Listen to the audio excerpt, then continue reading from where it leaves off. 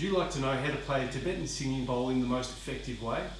Stick around to the end because that's exactly what we're going to talk about in this video, and I'm going to give you a little tip that's not very commonly known.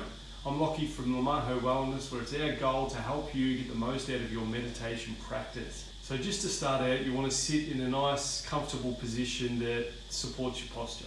You don't want to be slouching too much or anything like this. You want to keep your spine straight, maybe get something underneath the base of your spine just to help to keep it nice and straight.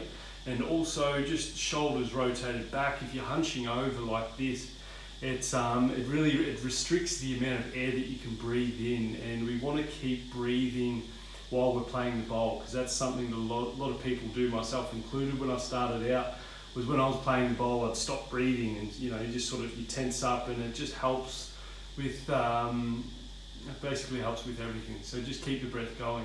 Once we've got nice good posture, we want to sort of look at how we're going to hold the bowl, and there's a few different ways we can go about it. So obviously we can keep it in the ring cushion, which just helps to support it without sort of reducing the amount of vibrations too much while keeping it still.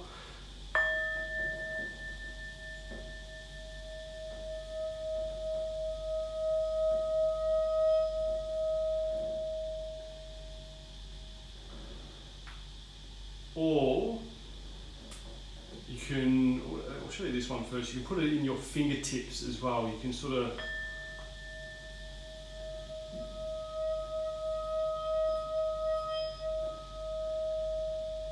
just hold it in your fingertips there, because the idea is, see, as soon as I grab the sides of it, it stops the vibrations and the sound that's coming out.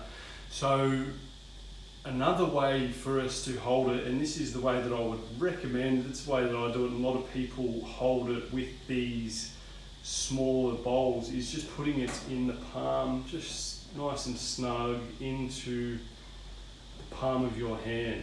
And it's just a good way to really feel the vibrations and to use it. I find it's maybe a little bit easier than the other way. But I'll show you what happens if we sort of cup it like this, because it really does reduce the sound that's coming out as soon as you cup it. So you want to keep it nice and flat.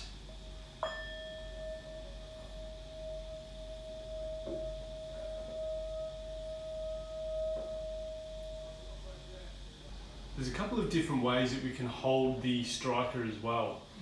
So there is obviously just with the fingertips, which is, it can be good for just a gentle strike like this. Generally when we're striking it, we want to use the felt end, nice and gentle. If we're hitting it too hard, or if you drop it or something like that, it can create like a hairline fracture, which is a very small crack, which will just stop it from making any sound. So there's two ways. In the fingertips, or holding it like a pencil, which I find is a bit easier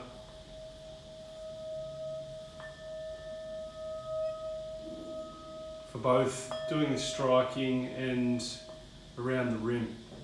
Something else that makes it just a little bit easier is just to hold the bowl on a bit of an angle. And it's just because it feels a little bit more forced, I've found, when we're keeping it flat and like this. So just on a bit of an angle there, it just helps, and the bowl sits nicely in the palm. We want to keep the striker flush with the side of the bowl, as opposed to on the angle like this. And when we're sort of playing it, it's just a slight full arm motion.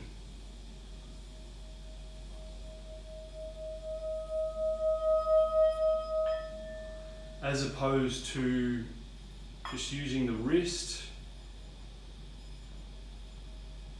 where you're really sort of working your wrist and you've got it on a lot more of an angle. The mallet for the smaller machine-made singing bowls generally have got a felt end and a wood end. So you can see that right there.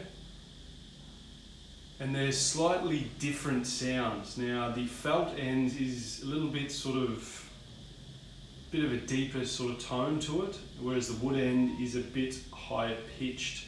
When you're starting out to use the bowl, sometimes it may take a little bit of time for you to get the bowl to sing. A lot of people believe that you need to really connect with the bowl before it'll sing with you, but it just takes a little bit of practice, but you will get it. It is quite easy to play.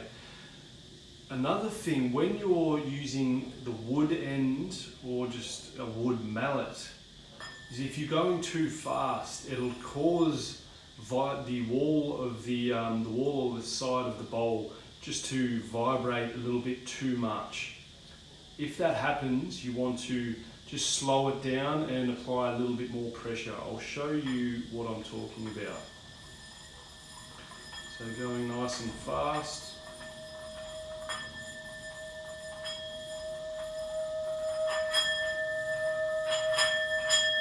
So it's vibrating a little bit too much, so we'll just slow it down.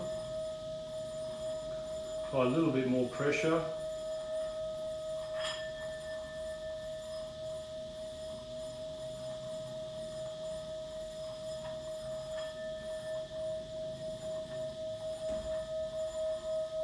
And you just basically want to find that spot where it's playing nice and steadily. Thanks for sticking around to the end. Now, before sticking around to the end, I want to leave you with a little bit of helpful information that I've found a lot of people there's a bit of a misunderstanding, misconception about this. And that is whether you're meant to add water or not. I mean, you can add water if you want to, but you don't have to. And what adding water does is it slows down the vibrations of the bowl, which changes the pitch. It makes it a little bit deeper. So I'll just give you a little bit of a demonstration. So this is without water.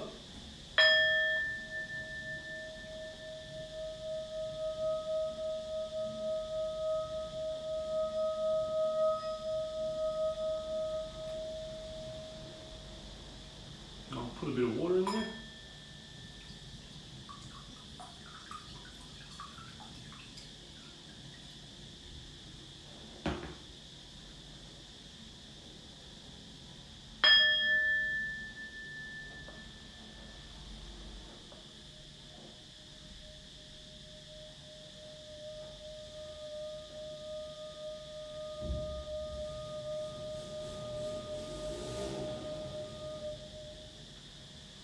So as you can see, it's just sort of slightly changed the pitch, and also it's a little bit more difficult to get the bowl to sing. But both ways are very effective just to help you to get results in your meditation. If you want to learn more about Tibetan singing bowls, I'll leave a link in the description below just to a few of our blog posts that go into more detail. If you want to get one for yourself, I'll also leave a link in the description to our website where you can get a very beautiful singing bowl just like one of these. If you got any value from this video, hit the like button, subscribe and hit the bell notification. It's Lockie again. Until next time, take care.